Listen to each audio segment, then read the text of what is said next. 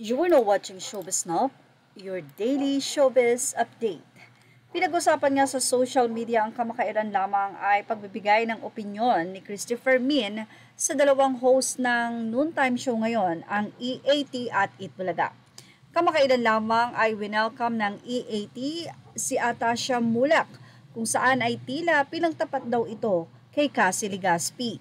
Kaya naman si Christopher Min ay may naging say dito. Aniya, pinuri nga ng showbiz columnist Christopher Min ang unika iha nila Aga Mulak at na si Atasha Mulak at sa kanyang programang Showbiz Now na noong Biyernes, September 29. Inuna raw kasi muna ni Atasha ang kanyang pag-aaral kaysa sa pag-aartista. Sa katunayan, sa ibang bansa pa umano sila nagtapos ng kambal niyang si Andres Mulak. Hindi po siya isinalang agad ng kanyang mga magulang sa bukid na parang kalabaw para mag-araro at pagkakitaan, hindi ba? Edukasyon muna. Napakaganda, yan ang naging pahayag ni Christy. Dagdag pa niya, saan pa ba magmamana? Aga Mulak, Sherlyn Gonzalez. Alangan namang mamunga pa ba ng iba ang napakabait na bata? Hindi naman naiwasang ikumpara si Atasha sa anak ni Zoren at ni Carmina na si Cassie Legaspi, na ayon sa paglalarawan ng co-host ni Christy na si Wendell Alvarez, ay taliwas umano sa katangian ni Atasha. Maganda naman siya si Cassie, pero parang inuna niya yata yung pagpasok sa showbiz kumpara doon sa edukasyon. Dapat inuna muna niya yung edukasyon bago pumasok doon sa showbiz, saad pa ni Wendell. Matatandaan kamakailan lamang ay winelcome na ng EAT si Atasha bilang bagong miyembro ng Dabarkads. Samantala si Cassie naman ay host sa Eat Bulaga ng Kapuso Network kasama ang kakambal na si Mavi Legaspi. Well, ano kaya magiging say dito ng mga netizen?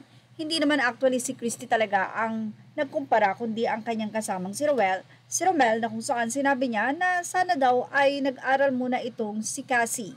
But anyway, malay po natin na may modular palang klase itong si Cassie. Hindi lang niya sinasabi. But anyway, sabi nga natin, kahit anong edad ka naman, pwede kang mag-aral anytime.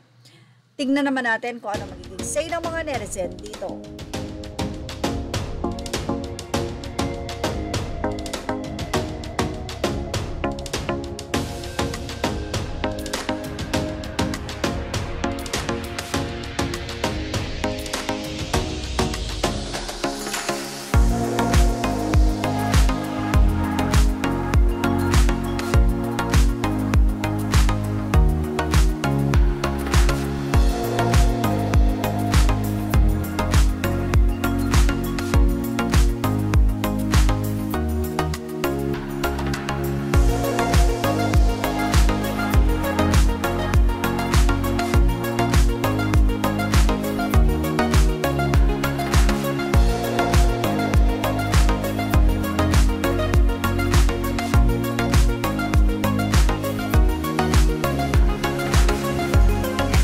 Anyway, parehong maganda, parehong talented, at pareho silang makulit.